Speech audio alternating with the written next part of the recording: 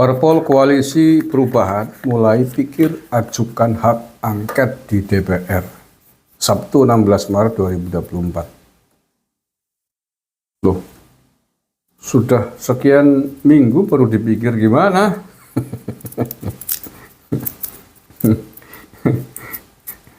Jadi enggak kira-kira mau hak angket?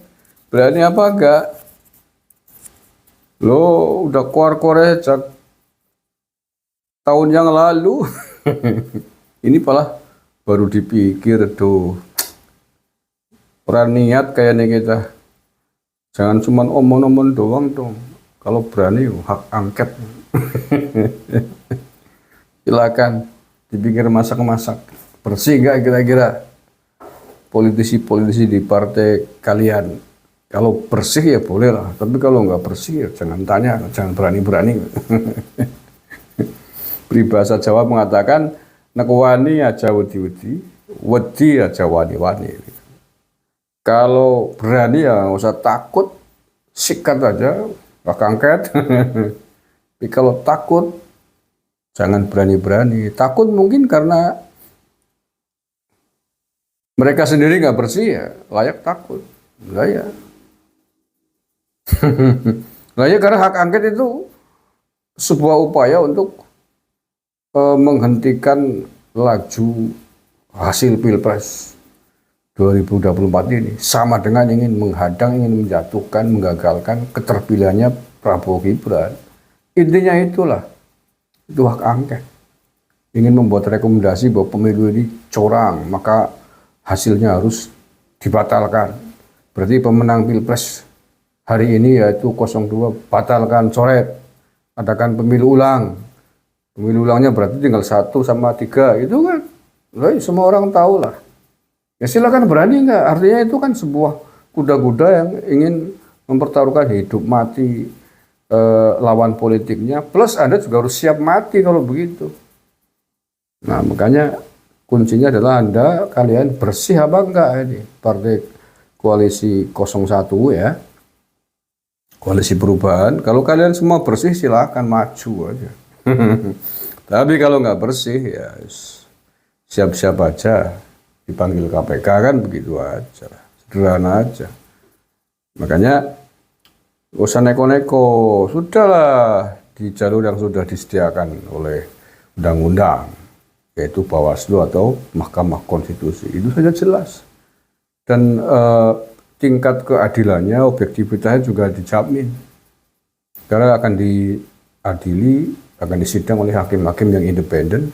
Hakim-hakim akan menghadirkan saksi-saksi, fakta-fakta, bukti-bukti yang dibutuhkan dari semua pihak, baik yang terlapor maupun yang melaporkan. Itu. Tapi kalau hak angket kan mau mengadili, mau membunuh dengan politik. Bukti-bukti bisa jadi nanti ketika sudah setuju, coret, semua angkat tangan jadi udah.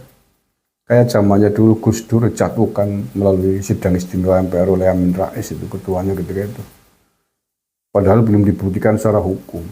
Nah, itu kejamnya politik. Nah sekarang pertanyaannya, kalian yang keluar-keluar hak angket berani nggak melakukan itu? Nah, alasannya untuk berani Anda harus bersih. Kalian harus bersih dari potensi diserang balik, bersih dari korupsi dan kasus-kasus yang lain. Utamanya korupsi lah, pejabat-pejabat negara kan itu saja momoknya. Apalagi anggota DPR, yes.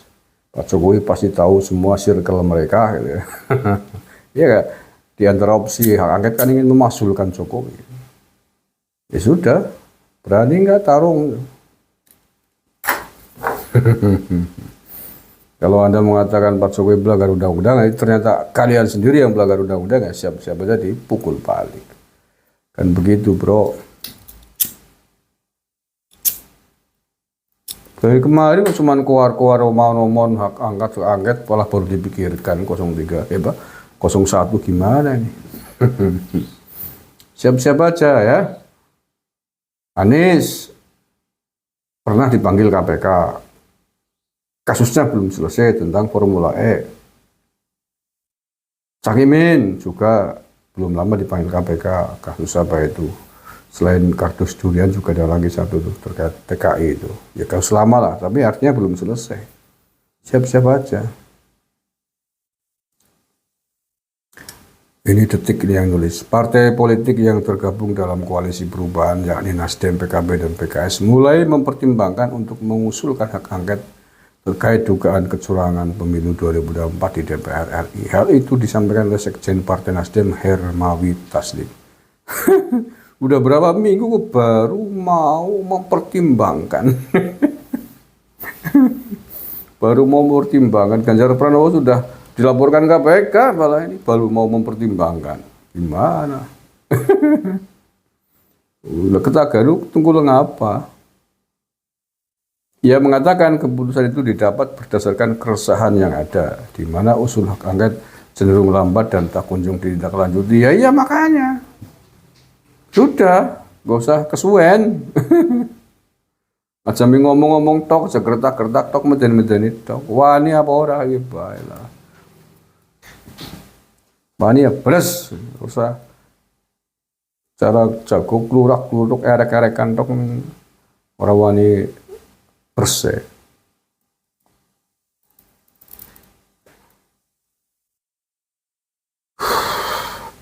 Karena sekarang ini sudah banyak suara-suara mengatakan kenapa lambat dan segala macam. Tadi kita terpikir satu alternatif yang nanti kita akan laporkan kepada pimpinan. Kalau saling menunggu, mengapa kita tidak memulai saja? Ya wes. Mulai aja Pak Hermawi, usah kesuwen. Hermawi menyampaikan ketika Partai Koalisi Perubahan sudah cukup untuk mengusulkan hak angket. Wis rembukan apurung persoalannya gitu. Sudah kesepakatan belum? Surya Paloh, Cak Imin, terus PKS dan Anies. Itu kuncinya, mereka sepakat dulu. Kalau ya sepakat, yang lain kan Korea tinggal ikut saja. Berani nggak Koreanya juga ikut tanda tangan? Jangan-jangan pimpinannya berani, yang bawah nggak berani. Atau dua-duanya pimpinannya nggak berani, bawahnya nggak berani. Kacau juga.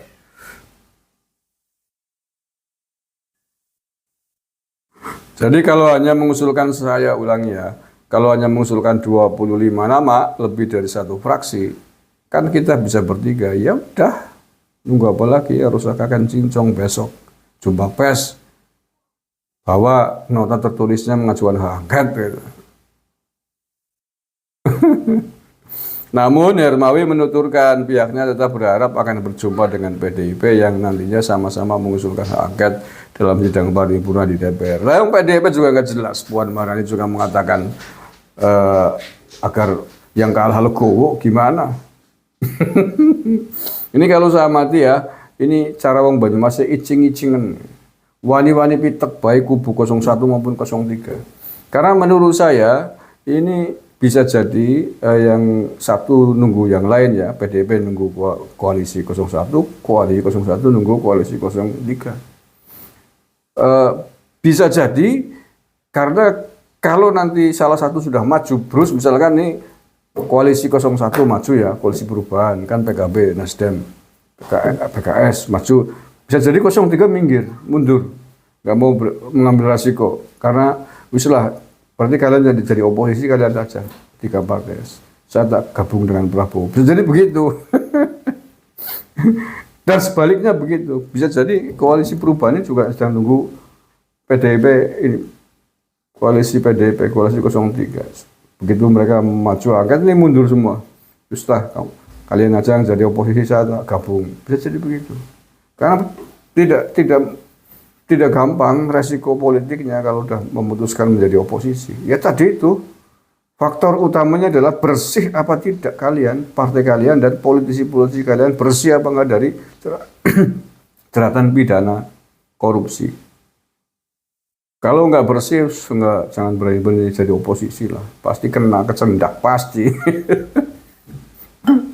Kalau bersih ya enggak ada yang perlu takuti. Kalau bersih. Begitu. Ya, karena hak angket pasti sudah mencoba menyangkling cara-cara Banyumas wani-wani nyangkling Pak Prabowo, ingin menggulingkan Prabowo di tengah jalan sebelum jadi presiden. Arahnya kan begitu orangnya. Berarti siap-siap dicangkling balik, ditendang balik oleh Pak Prabowo besok ketika sudah dilantik, ketika sudah menjadi presiden. Itu konsekuensinya menjadi mengajukan hak angket terkait pemilu ini. Berani nggak, itu aja persoalannya. Nah, sementara semua sepakat bahwa pemerintahan ini tetap memang harus ada oposisi, biar ada kekuatan untuk mengkritik pemerintah yang akan datang. Ya sebagai sebuah kontrol gitu ya, tidak los-losan sendiri. Tetap saya sepakat juga harus ada oposisi. Ya silakan siapa yang akan memutuskan diri sebagai oposisi, apakah PDIP ataukah koalisi perubahan, monggo saja. Jadi oposisi dengan plus minus segala macam resiko yang akan dihadapi dalam percaturan politik ini. Terima kasih. Assalamualaikum warahmatullahi wabarakatuh.